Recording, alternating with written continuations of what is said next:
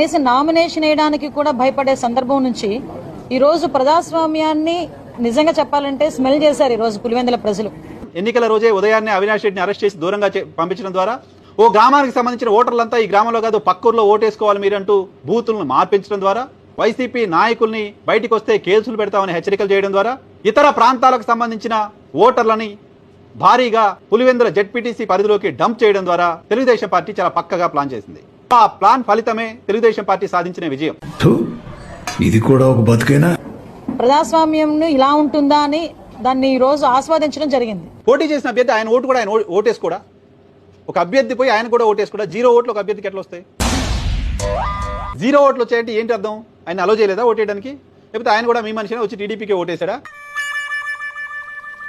6,000 ఓట్ల పైన మెజారిటీతో ఈ రోజు తెలుగుదేశం పార్టీ జెడ్పీటీసీ కైవసం చేసుకోవటం. ఈ 7,794 మంది ఓటర్లు పులివెందుల జెడ్పీటీసీ పరిధిలోని వాళ్లకు చేతిపైన ఇంకుందా చూపించగలమా?